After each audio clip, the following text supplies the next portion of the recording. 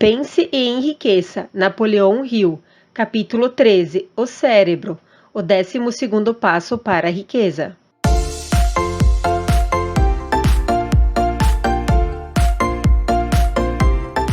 Seja bem-vindo ao canal A Mente Cria Sua Vida.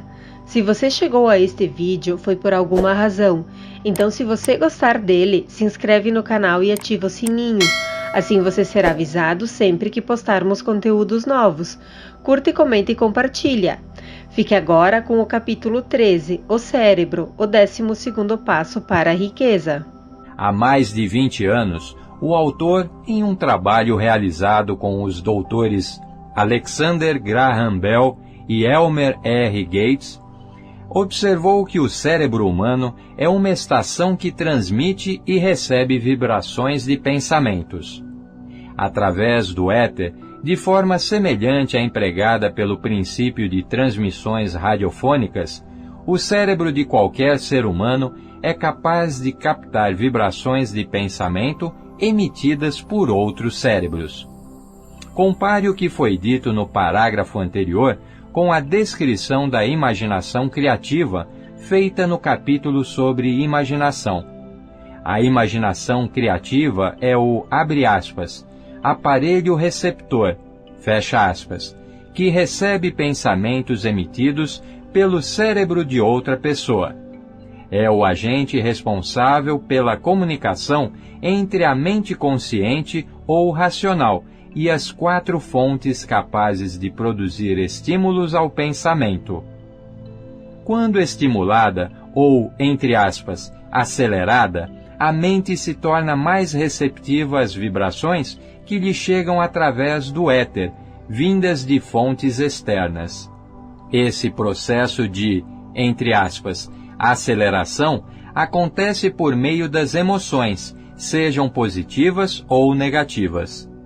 Apenas as vibrações, os pensamentos, de altíssima intensidade são captadas e transportadas pelo éter, de um cérebro para o outro. O pensamento modificado ou, entre aspas, acelerado por qualquer das emoções principais vibra ainda mais intensamente, e é ele que passa de um cérebro a outro, por meio do mecanismo de transmissão com que é equipado o cérebro humano. A emoção do sexo ocupa o primeiro lugar na lista de emoções humanas, no que se refere à intensidade e força motriz. O cérebro estimulado pelo sexo vibra muito mais intensamente do que quando essa emoção está ausente ou em descanso. O resultado da transmutação do sexo é o aumento da intensidade das vibrações dos pensamentos a um tal nível que a imaginação criativa se torna muito receptiva às ideias que lhe chegam. Por outro lado, quando vibra intensamente, ela não apenas atrai ideias emitidas por outros cérebros através do éter, mas confere aos pensamentos do próprio indivíduo aquele feeling essencial à captação e à atuação sobre o subconsciente. Assim, percebe-se que o princípio da transmissão é o fator pelo qual se combinam sentimentos ou emoções com pensamentos, passando-os ao subconsciente. O subconsciente é a, abre aspas, estação emissora, fecha aspas, do cérebro, e é o que transmite as vibrações do pensamento. A imaginação criativa é a, entre aspas, receptora, é ela que capta no éter essas vibrações. Ao lado de importantes fatores do subconsciente e da faculdade da imaginação criativa, que constituem a aparelhagem de emissão e recepção do mecanismo de transmissão mental, considere o princípio da autossugestão, que é o meio pelo qual a, abre aspas, estação transmissora, fecha aspas, pode entrar em operação. As instruções apresentadas no capítulo sobre autossugestão esclarecem bem o método pelo qual o desejo pode ser transmutado em seu equivalente financeiro. A operação da, abre aspas, estação transmissora, fecha aspas, mental envolve um procedimento relativamente simples. Basta ter uma mente e aplicar 3 princípios: subconsciente, imaginação criativa e autossugestão. Os estímulos pelos quais esses princípios entram em ação já foram descritos, e o procedimento começa com o desejo. As maiores forças são intangíveis. Os problemas econômicos obrigaram o mundo a cruzar a fronteira do entendimento das forças intangíveis e invisíveis. Com o passar do tempo, o ser humano intensificou a dependência dos sentidos, limitando seu conhecimento ao mundo material, o que se pode ver, tocar, pesar, medir. Agora entramos na mais maravilhosa das eras, uma era que nos ensina sobre as forças intangíveis do mundo. Percorrendo-a, talvez possamos aprender que existe outro eu muito mais poderoso do que o eu físico que vemos ao nos olharmos no espelho. De vez em quando, alguém se refere às forças intangíveis, aquelas que nenhum dos 5 sentidos é capaz de perceber. Nesses momentos, é bom lembrarmos que somos todos controlados por forças invisíveis e intangíveis. A humanidade não tem o poder de enfrentar ou controlar a força intangível contida nas ondas do mar. O ser humano não tem a capacidade de entender, e muito menos de controlar, a força da gravidade, que mantém a Terra suspensa no ar e nos impede de cair dela. O homem está completamente vulnerável diante da força intangível da tempestade de trovões, assim como fica indefeso na presença da eletricidade, que nem mesmo sabe o que é, de onde vem e para que serve. Ainda falta muito, porém, para acabar com a ignorância do ser humano acerca do invisível e do intocável. Ele não compreende, por exemplo, a força intangível e a inteligência presentes no solo, a força que lhe fornece cada porção de alimento que consome, cada peça de roupa que veste, cada moeda que tem no bolso. A dramática história do cérebro. O ser humano, com toda a sua alardeada cultura e informação, pouco ou nada sabe da força intangível do pensamento, a maior de todas. Seu conhecimento a respeito do cérebro físico, bem como da vasta rede de intrincados mecanismos pelos quais o poder do pensamento se transforma em seu equivalente material, ainda é bem reduzido, mas estamos entrando em uma era que deve trazer luz ao assunto. Cientistas têm dedicado atenção ao estudo dessa máquina estupenda chamada cérebro e, embora estejam ainda engatinhando, já acumularam informações suficientes para saber que, no painel de comando central, a quantidade de linhas que conectam as células cerebrais entre si gira em torno de um número que começa com o algarismo 1, seguido de muitos e muitos zeros. Segundo o Dr. C. Judson Herrick, da Universidade de Chicago, o número é tão impressionante que diante dele a medição de distâncias em anos-luz parece insignificante. Acredita-se que haja entre 10 bilhões e 14 bilhões de células nervosas no córtex cerebral, arrumadas segundo padrões definidos ordenadamente. Métodos de eletrofisiologia retiraram, com microeletrodos, correntes de ação, corrente elétrica induzida em fibras musculares quando eficazmente estimuladas, de células localizadas com exatidão ou de fibras em seguida. Amplificaram essas correntes com válvulas de rádio e registraram diferenças potenciais de até 1 milionésimo de volt. É inconcebível que uma rede tão precisamente elaborada possa existir com o único propósito de executar funções suplementares ao crescimento e à manutenção do corpo físico.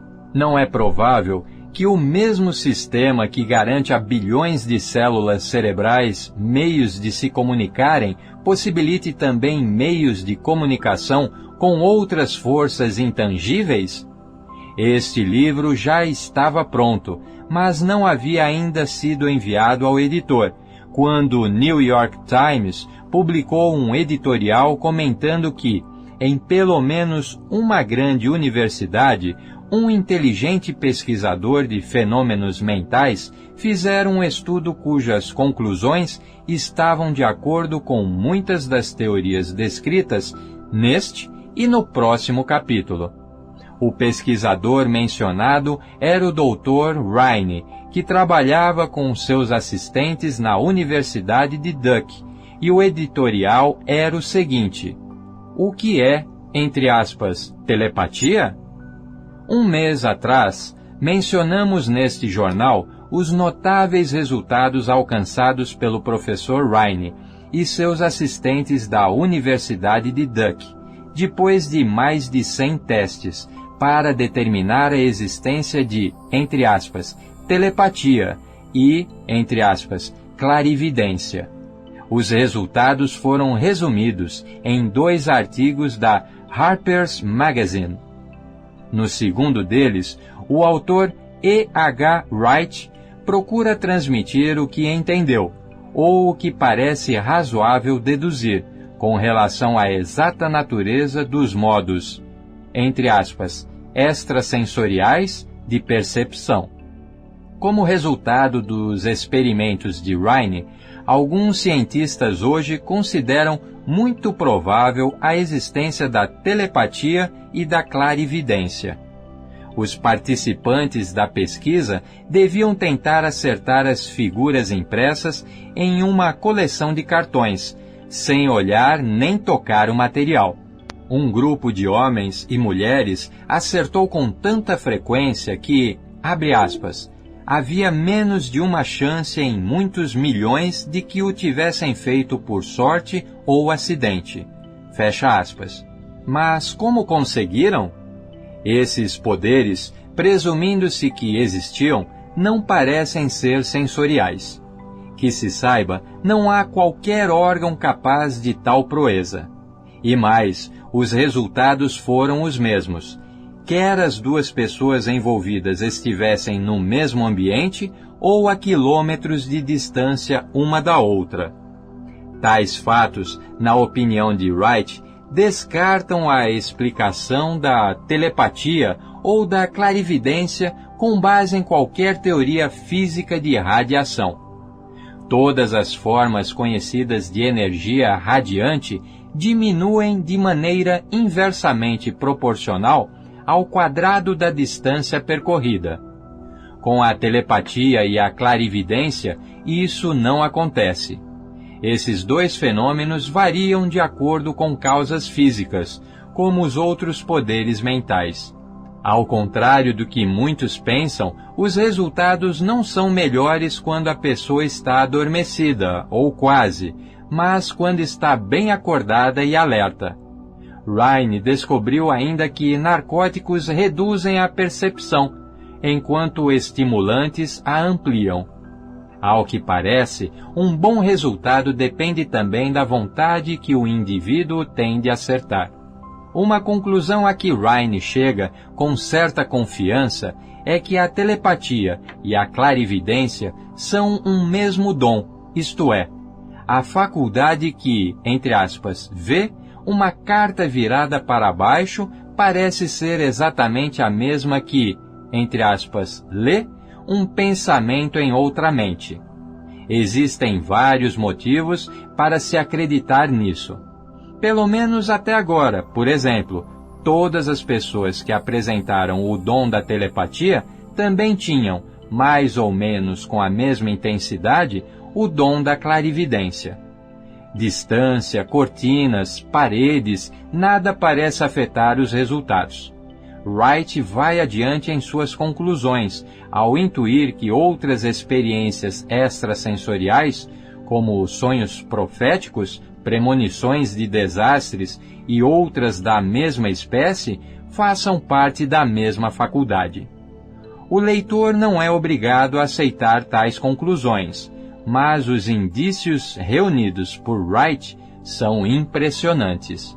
Em vista dos estudos do Dr. Rhine sobre as condições sob as quais a mente responde ao que ele chama de modos, entre aspas, extrasensoriais, de percepção, devo acrescentar que, trabalhando com meus assistentes, descobrimos as condições que julgamos ideais para a estimulação da mente, de modo que o sexto sentido, descrito no próximo capítulo, seja utilizado de maneira prática. As condições a que me refiro provêm de uma sólida aliança profissional que fiz com 2 participantes da minha equipe. Por meio de experimentação e prática, descobrimos como estimular a mente, aplicando o princípio que veremos no próximo capítulo, aliado aos, abre aspas, conselheiros invisíveis, fecha aspas, de modo a fundir nossas mentes em uma, encontrando soluções para vários problemas pessoais trazidos por clientes meus. O procedimento é muito simples. Nós nos reunimos em volta de uma mesa, expomos claramente o problema e o discutimos. Cada um apresenta suas ideias a respeito. O que há de estranho nesse método de estimulação da mente é o fato de ele estabelecer a comunicação entre os participantes e fontes de saber desconhecidas, definitivamente alheias à experiência de cada um.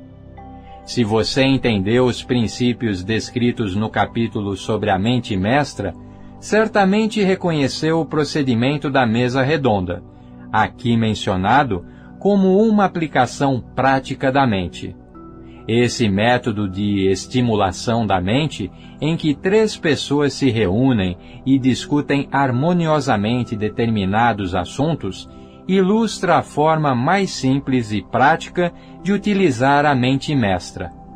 Qualquer pessoa interessada nesta filosofia pode empregar a famosa fórmula de Carnegie, brevemente descrita na introdução.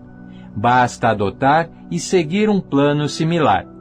Caso essas palavras não tenham qualquer significado para você, marque esta página e leia-a novamente quando chegar ao fim do livro.